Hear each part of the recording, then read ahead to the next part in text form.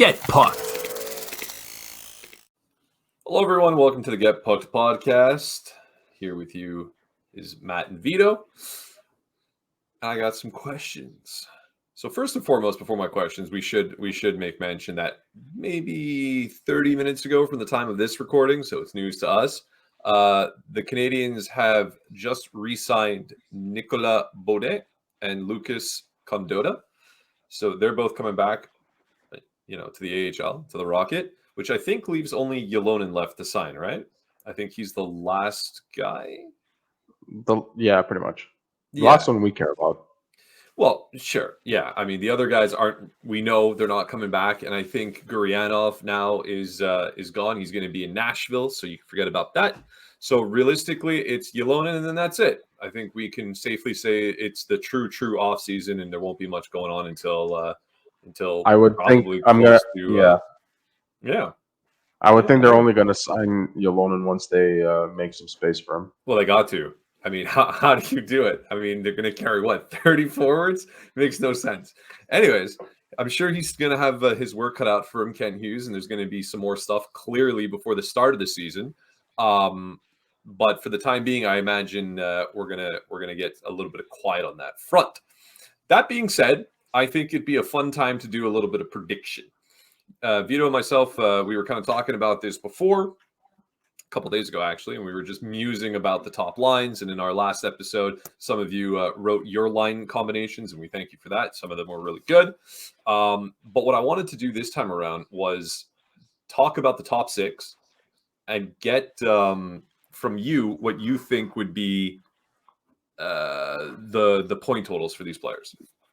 Top Basically. six forwards or defense? The forwards. We're going to do a little game here about your top six that you put, right? So we're going to try this out and we're going to see what's up, because I am curious. A lot of people are saying, they're talking about the Habs not making the playoffs again, which I'm in agreement. I don't think they're going to, but that's another question I'm going to hold off for a little bit later about what you think the overall total of points for the team is going to be. But just to start it off, so for example, we can do it one or two ways. You tell me. We haven't really rehearsed this ahead of time, so you tell me what you would prefer. If I gave you a number and then I gave you the player and I go over under, you can tell me over under the point total that I give you, or you can simply tell me what you think these guys are going to net next year. Total points. How about we do both? How about we do the over under and I guess what they might get. Okay. Nick Suzuki, we'll start with him. Is it going to be over or under 75 points? Over or under 75? 75. Flat. It's not over. He's going to get 75? He's going to get 75. Well, that a guy starts it off with the exact number. Okay, so you got Nick Suzuki down for 75. Yeah. I'm going to put your name there for the records. I think Nick Suzuki pops off next year. I think he pops off. I think everybody stays healthy. I think he's going to have consistent line mates, and I think he's going to take that next step. Give me Nick Suzuki 85 points. 85? Okay. 85 points. 85 points for me. That's what I'm going to put down. Also, we should mention, we would love to hear, of course, your anybody listening, what you guys feel, if you agree, disagree, what you think the point totals are going to be. It's always super fun to read when you guys send things back to us, be it comments on the YouTube video or on Twitter. We really like those. Or threads now. Throw those in. Or threads. We're on threads now, like everybody. I'm not big on threads yet. We'll see. Caulfield, over or under 68 points? Under 68, but he's going to score 43 goals. Under 68. Small caveat. He's going to have how many goals? 43. 43 goals. Okay. I'm going to say under also, but not by a lot. Well, you gave me 43 goals, but you didn't tell me his total points. What's his total 60, points? 60, it'll be 66 points. 66 points. Okay. So I have under also. I'm putting him down at 65 points, and I'm going to say he gets What is this? Price is right. We'll see. We'll see what we play for at the end. When I look at some of your things, we see what's going on there. Okay, we're pretty close on that one. I think that one's, which is interesting because you got Suzuki at 75, I got Suzuki at 85, but we both have Caulfield floating around the mid 60s. Which is weird, right? Because when you think of it, those two They're going to are be like on the same line. Yeah, I they're know. on the But same line. They're in sync. They yeah, usually, but it's gonna be. I don't know. I don't They'll know be either. It's just something feel like maybe we're going to get Caulfield perfect and we completely miss the mark on Suzuki, or Suzuki hits it. or we end up getting both at 75 points, but one's got more goals, one's got more assists. Obviously, Well, I think it's safe to say Suzuki's gonna have Caulfield more will get assists, more goals than Suzuki next season. barring injury, of course. All that stuff. Yeah. Okay. Kirby Doc. Ooh, Over he's the interesting or one. under? Why? Because I want to base off 59 points. I think you're too high just on your over and under. I think he hits if he stays healthy, he hits the 50-point mark, but he'll be at around 53, 54 points. Okay, so 53 points. So you're under. You're under Yeah. 59. You got him down at 53 points. Yeah. Okay. I say over. I think he's gonna take a big step this year. I just don't think he's gonna take one of those breakout 70, 80, 90 point season type of seasons. I say over. I got a lot of faith in Over this. 59 points for you? Over 59 points. Now, okay, You're a not sick but man. he's not going to score 90 points. I'm saying he's going to be over 59 points. I think he's going to be low 60s, so I'm going to peg him down for 60. I'm going to put him one under Caulfield. I'm going to put 64 points for Kirby Doc next season. You're a sick man. Listen, I got a lot of faith I in don't know this what line. goes through your brain. It's more chemistry, more time together, a whole other season now passed under St. Louis where they can build up on. I see a lot of forward momentum, and provided the line stays that line, and provided, of course, they stay healthy, I think these are targets that can be met. Okay, maybe 85 for Suzuki might have been a stretch when I compare it that the other ones are in the 60s, but I'm spreading the my probabilities. You know what I'm saying? If I miss the mark and they all overproduce, I'll have Suzuki. If they produce where I think they will, I'll miss Suzuki. I'll get the other two. That's I what I'm already looking feel at. like you're messing this all up. No. We're gonna post this later so everybody can see exactly what we got going on. Okay, Newhook. Is Newhook gonna get over or under 48 points? What are these numbers? I'm making it hard for you. He'll be under. He'll be at 41. Under 48, you got him directly at 41 points. Okay. I have under 48 also. I got him down at 40. So again, we're pretty similar with where we see this going. I think you're just copying me. You gotta just make it interesting. Oh, well, okay. Let's see. Here's I think the most interesting person on the list, Slavkovsky. Is he over or is he under 41 points? I hate your numbers, and I think our watchers are gonna hate him too. I He's disagree. gonna be under. He's gonna be at under 41 points. He's gonna be at around 37. But Under his game, 41. yeah, he's gonna be You at have him 36. at 37. But his game is gonna take a big step. Like you're gonna see a big improvement in his stride and his in the way he's playing and his speed, the way he's gonna use his size and stuff like that. You won't. I predict that you won't see him getting crunched as much. This is where we do not see eye to eye. Slavkovsky will be over 41 points. He will be 53 points next season. You're a sick man. you got problems. Yeah, we'll come back to me next season. There was some interesting news on him this morning. The 20% lung capacity or something from his off-season training. Yeah. You know what? I like hearing these things. These sound like good things, but I'm not really in that world to know what exactly that's going to correlate to. It's going to help him on the ice. Good. I don't see how 20% lung capacity is going to translate into points necessarily, but if it helps him skate better, like if he can go longer and not gas himself out quicker, I presume that's going to make him a better hockey player. So I'm happy to hear it. Just to finish this, Andersson, do you have Andersson over or under 46 points? I'll say over, not by much. I'll give him 47 points, 27 goals. 47 points. That might, I too will that might say have been over. the safest That's ridiculous. bet I made right there. Some of these random numbers, as you claim that I'm throwing out there, you have gone like 1 or 2 over or 1 or 2 under, and exactly the same. Well, So my hold on a numbers sec. might not be so crazy. Not for anything. The Anderson prediction is, especially with the 27 goals, that's in his wheelhouse. It's pretty consistent. Yeah, yeah. I'm gonna go over 46. Also, I'm gonna say he gets. Don't say this is the year he breaks 51. 50. No, you're sick. Yeah, this is the You're year. sick. This is the year You're he goes sick. over. So there we have it. Yeah, So but we'll hold be on a posting this second. again. Okay. Yeah. My question is not the player that's in the top 6, but I have to bring it back. I wish Dave was here, but Dave's out of commission right now, having another kid and all that. But So Gallagher. Okay. Gallagher, yeah. Yeah.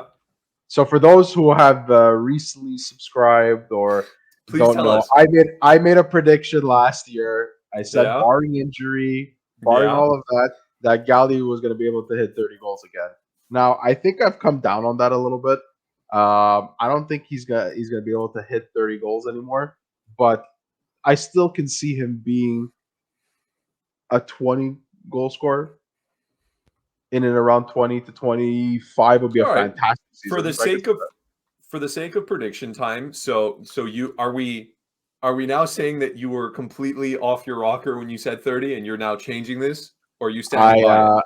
No, I'm not standing by the 30. I think his hands are too messed up. I think he's half a cyborg now, the poor guy. And okay, I just so you got Galley 20 goals. You got Galley 20 goals next season. I got Galley in the 20 goal range. You know what? And I've been saying this a while. I don't know how hot of a take this is, but I'll say it anyways. I mean, first off, I want to say huge Gallagher fan and for everything that he's brought to the team. I'm simply stating what I believe are facts as it pertains to him today with his injuries, where he's at as a player, his age, the type of player that he is. I believe, forget the money that he's making. Let's not even put the money factor into it.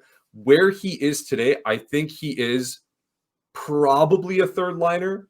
And if you get a really solid right wing lineup, he can even be on your fourth at this point.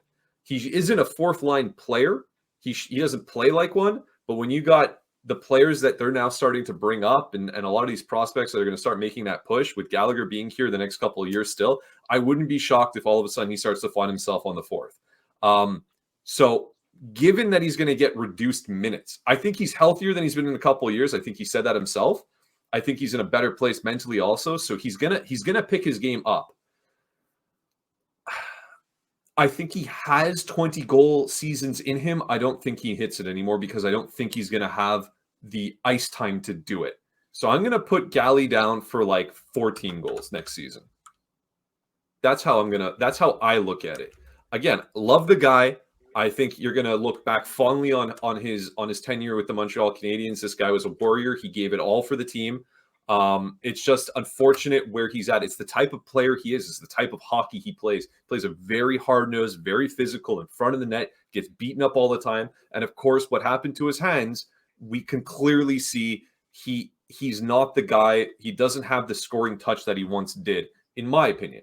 Now, he's had a lot of time to rehab and a lot of time to do what he needs to do. I still think he's a serviceable hockey player. Don't get me wrong. I see him cemented on this third line on this team. But I don't know if he's going to have I've always said that before a player has a massive decline in their career, they always have that one, max two really good seasons to their standards. So I think he's gonna hit that 20, 21 goal mark. Nothing more than that. Maybe in and around that 35 points, between 34 and 36 points, but he's going to get 20 goals. And that's going to be very good coming from him being on the third line. His days of being a top 6 forward, I think, are done, especially with the roster that the Montreal Canadiens have. For sure. But given the cap, given what he's capable of bringing, given the fact that he's still a pest and he could still get in front of a goalie and be an agitator of sorts, then I do expect him to play a third line role. Oh, without question. And I mean, it's going to tie into something else I want to talk about in a second too. I mean, we can even bring it up now. So, we're talking about, and this isn't like a huge thing, but it's fun to talk about regardless. The assistant captains or the associate captains, whatever they're calling it today, right? Gallagher has that A tattooed on him for life. I don't think they're ever going to take it away from him as long as he's a Montreal Canadian. He had that brief moment where it was almost leaning towards looking like he was going to be the captain, but they went to the young man in Suzuki. So now that Suzuki's there, he signed that massive deal. He's the leader in the room. Gally will never be wearing that C, but I think they're never going to take that A from him. So No, with as long him as having the A, so he's got that A. That's for sure. Who are the other two assistant captains? I'm calling them assistants. I don't care if they're called associates today. I grew up calling them assistants. Who are your other two assistant captains? well, only one really left, and the other one was hurt, so I don't think they ever gave it to anybody. But I think they might go with just one more person. But if they do happen to go with two, then you have to give one to Caulfield because You think he's part so? of your he's Okay. part of your long-term plans. You signed him Okay. now to a long-term deal, and whether it's Toffoli, whether it's players within the room, they've all said that he's always smiling. He lightens up the room. Everybody seems to get along with him. He just brings a different leadership quality or a different dynamic that some people might not see on the ice and on the surface. Well, But you have to play devil's advocate, just because I think you picked up on something there that I think was interesting, because you're right. Everybody talks about how great he is in the room, but does being a guy who's young, a little bit carefree, just a bubbly personality, does that automatically equate to leadership? Does that automatically equate to you should slap an A on him because he has term? I'm just curious. Devil's advocate. I'm not necessarily saying I don't want him to be have an A on him, but it's is that where you're well, going with that? term is one of the components on and one of the reasons why I would give him the A. The other thing is that I do think that when things are going through a tense period, and you've seen it in some of the back end videos and whatever, he's still always smiling. He's still always cracking jokes, and that could do a lot for a team, especially when they're going through a rough patch. You've seen and we've heard that Marty St. Louis has taken Caulfield under his wing. Things like that. So I just think that between him and Suzuki being the Habs dynamic duo now, it would just make sense that you give it to both of them, or Okay. you give it to Caulfield. My second person, this is a little bit of a question mark, only because he's got all the leadership qualities. I just don't know what the Montreal Canadiens' plans are for him, and it's Josh Anderson. I you Interesting. hear you hear how Josh Anderson speaks. Yep. To the media, to the people. He says all the right things. He carries himself as a leader. He does have this kind of like aura around him too. Some people before Nick Suzuki got the captaincy were wondering if Josh Anderson was a candidate for the captaincy. He is signed long term, but we've all heard the rumors that he could be Yeah. going out. Teams could be. So Yeah. that's where I'm a little reluctant to give it to him, but I would understand why they would give it to him. And they weren't scared to give it to somebody like Joel Edmundson, and then Joel Edmundson got traded. You So know, Joel Edmundson had it. He's gone. Paul Byron had it, and he's not coming back. He'll no, he's not coming perhaps back, be but it's not not on the the same ice. situation with Paul Byron.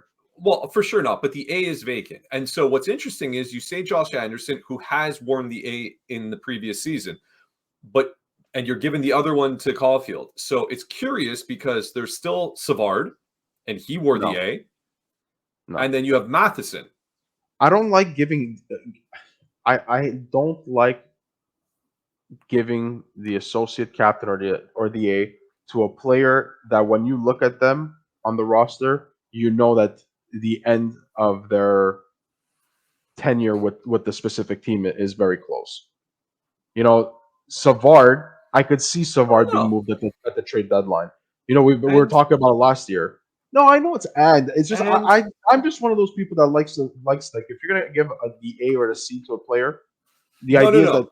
you expect them to be around for a little Yeah. longer than Don't a give season. the C to a guy who you have plans on moving. There, I'm in agreement with you, but I do not see a problem slapping an A on somebody on a player who you might be shopping or whatever because they're still on the team. They're still bringing that leadership value to your group. They're still being looked up to by the younger players, and they're taking younger players under their wing. I mean, Then Savard, you and I have had our comments about David Savard for a long time, and maybe he's not the greatest defenseman in the world, but by all accounts, this is a guy who really is big in the room. And he took a lot of responsibility taking on being one of the only veterans last season when they iced the bottom 6 or top 6, I don't know how you want to call it, for the defense, where 5 of them were rookies. So I could see Savard still rocking the A. I can see Caulfield getting an A minted on him. I could even see Matheson getting an A. So and Anderson no longer getting the A. Like that's why I'm curious. There's been a lot of talk about who should have it. And I mean, it's again, do I think it's a really big deal? Of course not. But it's the off season, so we're grabbing onto whatever we can here. So it is curious. But I guess ultimately you want to see Caulfield with an A. You're telling me Anderson with an A. And let's pretend there's a third one. Who would be your third guy? it would be Matheson. Matheson with the A. Yeah, only because he's really, since he got here, he's embraced being a Montreal Canadian. He's living up to the fact that he's a hometown kid and all that. Hometown boy, sure. Like he's loving it. So it would be him. He'd be my honorable mention, but I have to think they would give it to Andy. You think Anderson rocks the A? Yeah. Yeah, I think Andy rocks the A. He was, again, he was in the discussions or in the rumor mill, whatever you want to look at it as a potential captain. You don't just scoff at that. Some people will write a comment saying, trade Andy or whatever. There's a lot of people that just don't like him.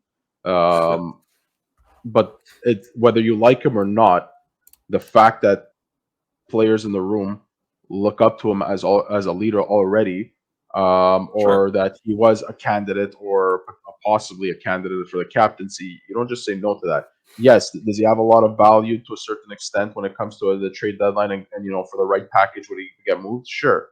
But those are my players. Caulfield and Andy for the A. I can totally see it. I'll say it this way.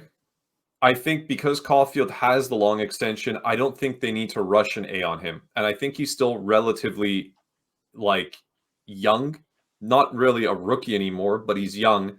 I think when it comes to the A's, he still brings all those things we just talked about, all those qualities to the room, and he didn't have an A on him. So I can see him being the first guy to get an A if a player gets injured. But if I'm going to look at the A's for next year that I think are going to happen, not necessarily what I want to happen, I think obviously Gallagher keeps his A, no problem. I think Anderson is going to keep an A, and I even think Savard's going to keep an A. Now, would I take some A's away and move it over to Matheson, like you mentioned? Yeah, I probably would if it were me, but I think those guys will be the ones to keep it. Well, I'll tell you this. I'm gonna say I think there is a player that will eventually get an A. I just don't think it's gonna be next season or the season after. And it's Caden Gooley. Caden Gooley is somebody that I could see eventually getting an A. Away, though. He's very serious guy. You could see how he plays the game and all that. So I could see him eventually getting an A, but yeah, it's a long ways away. But again, right now, if it was today and they were going to make an announcement, I wouldn't be surprised if Andy has an A and if they give it to Caulfield. So you'd be rocking. Yeah. That's three A's and the captain. I still think they're only going to go with 2, which would be Galley and somebody else. I don't think so. I think there's going to be 3. I think this team, since they ushered it out there with a couple of years back with the 3 A's and the 1 C, I don't think they've really put that away. So I think it's going to be like that next season too. I really do.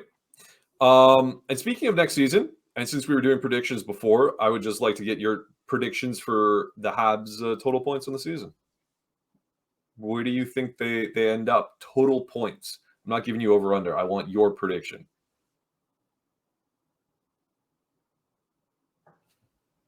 What did they finish with last year again? I was just thinking that myself. Is it 60-something? Was it just 60? It was so bad you kind of block it out of your memory. Yeah. Well, the last couple of seasons have been bad, right? So true. I think it was 60-something. It was 68. There you go. Give me... Oh, boy. That's rough. It's because I find that there's too many things that have to go right with this team next season. That's why it's called a prediction. Give me 84 points. 84 points. Yeah. That's a good number. That's a good number, points. and that's a big jump. That's a big forward yeah, momentum. well, I do think they're going to have a big jump this season.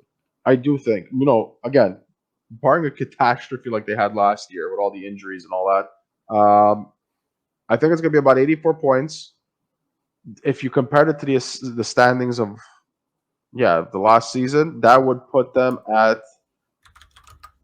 in 22nd place mark. So they're not going to make the playoffs, but they're going to move up from 28th to likely 22, 21 around there.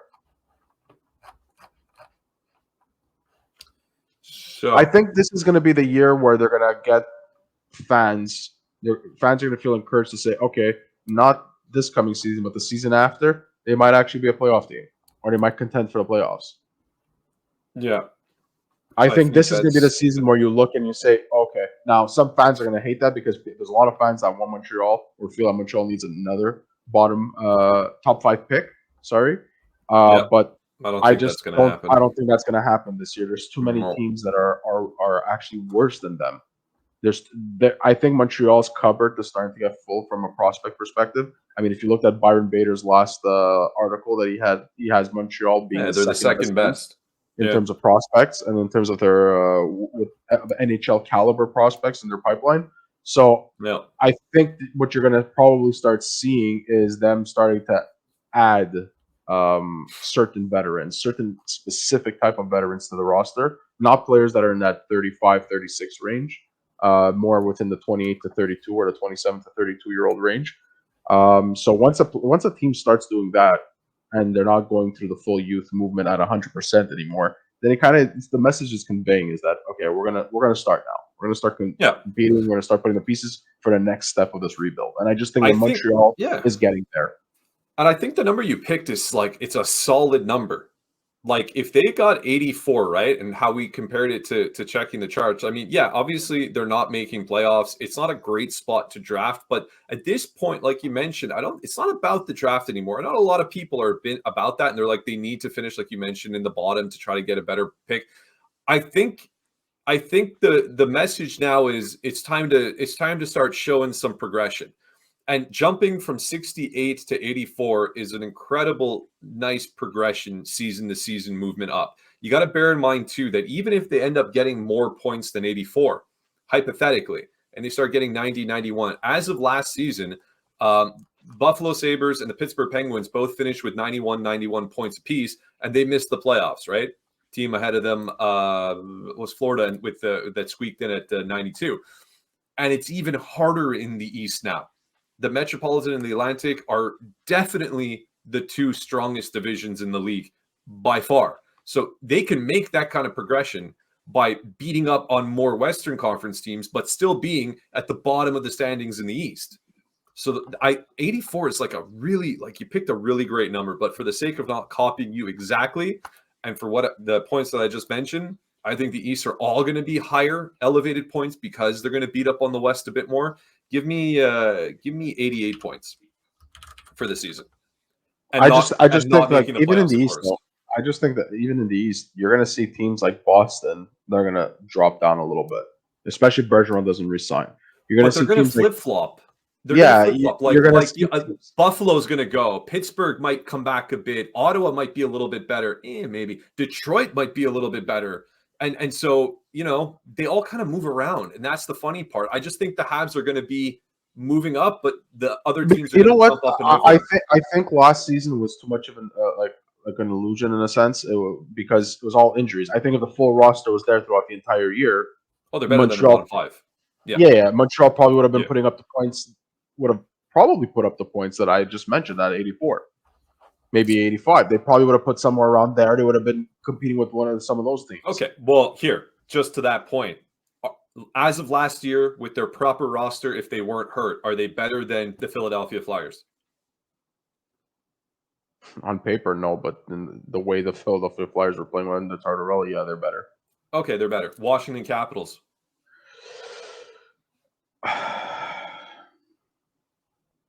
Again, Washington fell off a cliff too. It's the same thing. On paper, likely not, but they weren't good. Then you got Detroit. On paper, it's Ottawa. tough because you look and you say they got Kuznetsov, they had Ovechkin, but they were lacking this another center, right? They were running on Yeah. Dylan Strome rather than having Nicholas Backstrom, who's been there for Ovechkin and feeding him for so many years. John Carlson he almost lost an ear or whatever it was, Yeah. and he got that nasty injury, so they lost a major piece there. So here I say it to Oh you. yeah, In a different I way. would say on paper no, but I think if they were healthy, they would have eventually passed Washington, given what happened. So I'll say it this way because it'll be easier. If they were healthy all season, how many more points on the season do you give them? I think they would have been out of the top 10 picks. So you think they jump up 15, 16 points in the standings? Is that what you're saying? Yeah, I think if they were fully healthy last season, with the way Montoya, Montoya.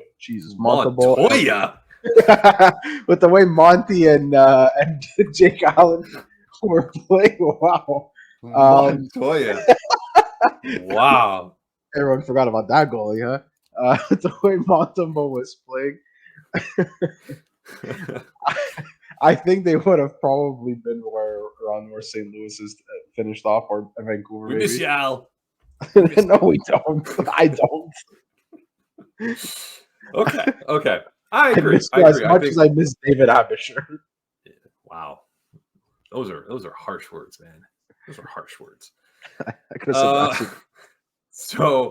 So aside from that, and I do believe you're right. I think obviously if the team was fully healthy with the way that they were clipping out when Monahan was still healthy and around, and before Caulfield went down and all the other stuff that happened, yeah, for sure they're out of the top 10 picks. Would they have been a playoff team? No, but we'll see what happens. We'll see what happens. I think either 84 or 88 points when they come up from a 68 point season the previous season, and you see tangible progression from your young players that are now playing, I think that's solid. That's a good season. You're going to get some good hockey in that season, and that's good. We're busting the time that I wanted to keep us to. I want to keep us. No, but you're about. If you don't bring a specific topic up, I'm going to be very disappointed in you. Well, please tell me what is the specific topic, as we never talk about our topics ahead of time. So I'm sure the next one isn't going to be what you think. You did not bring up Alex Newhook, his contract, his points, what he brings to the team, and nothing. Yeah, I said Newhook over under 48. Oh yeah, true. But you didn't speak about that. You didn't bring up that he got signed. The Habs finally signed him. What do we think about the contract? None of that. Listen, let me tell you why. Dude? Our listeners are highly educated, highly involved Habs fans. If they don't know by the time they hear this podcast that Newhook was signed for 2.9 for 4 years, then I don't know what to tell you. These are not the fans that I cater to, because I know the people that listen to us are plugged in, man. They are plugged in. Now, you want me to bring it up. See, this everybody listen. This is how he rolls, right? He's deflecting because he wants me to bring it around, because he wants you to know that he called this contract. That's what this is all about. Take your 5 seconds. Go. Tell the world that you were the one who said he's probably going to get a doc contract. It's going to be 2.9, 2.8 for 3-4 Actually, years. no. Admittedly, I got the cap wrong. I did say that I got the term right. I got the cap wrong. I expected him to sign it in around what Doc signed for, which is 3.336, I believe. I even said that because of the way that the cap went, maybe he was going to get 3.4. But it would have been sweet at 3. And instead it got under 3. So I was very stoked, even if it's 100K, I don't care. I was stoked to see that I got under 3 million a year, but I was even happier that I was right on the 4 years. I had some concern that maybe he was going to sign a 2-year contract. I don't think Kent Hughes is going to go that way, but I had some concern of a 2-year contract, because the last thing I wanted was that Newhook lives up to his potential, because he's got a very, very high ceiling, in my opinion. He's also got that type of game that's going to fit well with the Habs. The last thing I want is that he signs a 2-year. Next season, he breaks out, according to you, I think you said 50-something points or whatever it was. And all of a sudden, he commands a 5, 6, I said 7 40 for the record, but whatever. Okay. You know? Yeah. Versus if he does have a great season next year and he hits 45, 50, 55 points, I'm not saying he will, Yeah, he'll but if he cost an arm does, and a leg if it were a 2-year contract. Yeah, we're for looking sure. at a guy who's signed for another 3 years after next season at a very, very reasonable cap. Heck, we pay Joel Armia more money Let's not talk for about that. to do a lot less. Let's All not right? talk about that. Yeah. No, we have to. So for the few fans that are, he's not a superstar or saying stupid comments like that, give it up. Give it up. They traded 2 essentially second round picks for a former 16th overall pick who was at the time projected to maybe go in the top 10, top 11, and he was drafted just after Cole Caulfield. Enjoy it. Enjoy the ride, guys. Just know that this man here is the president of the Alex Newhook fan club. So be careful if you come at him because he's going to pull all kinds of stats I'm and just things. saying I really liked that acquisition.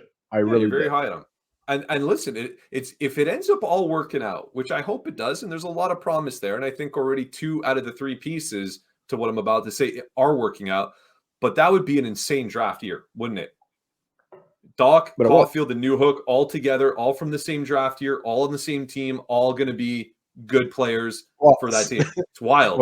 Whether it's Kent Hughes or scouts, I don't know what, but they clearly liked that draft that they went and acquire all those players so far. It's wild stuff. And you know what? Another thing we didn't bring up, which I guess we'll table for next time, coming around getting Lias Andersson, which I know is not like, groundbreaking news, but this guy was a top 10 pick from the Rangers when Gorton was there. So obviously he sees something in this kid and he still thinks he can do something. So that could be a nice little surprise during the season. Yeah, super low stake gamble. But imagine he comes, he starts rocking it on the rocket, and then he gets a call up and then things start to click.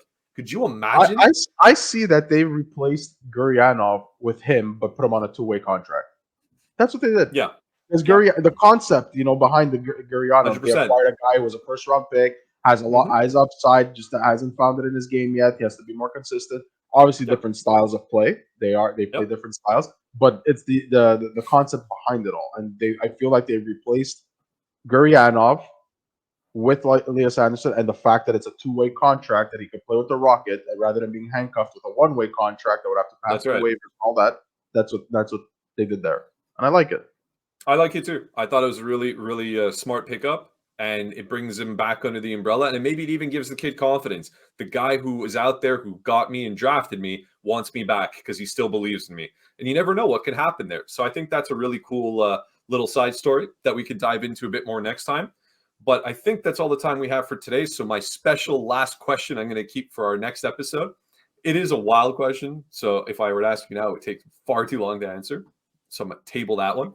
But otherwise, as usual, guys, thanks so much for listening. If you haven't already, please consider liking and subscribing. You can catch us again on Facebook, on YouTube, predominantly YouTube, where we post our content, Twitter, Threads now.